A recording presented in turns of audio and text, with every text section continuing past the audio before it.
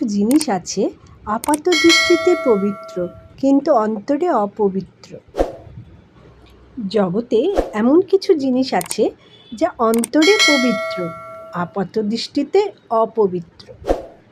কামনা বাসনা থেকে মুক্তির উপায় কি? সাধু সন্ন্যাসী কেন বিলাসদ্রব্য বা গন্ধদ্রব্য ব্যবহার করেন না? দান সর্বদাই কি হওয়া উচিত?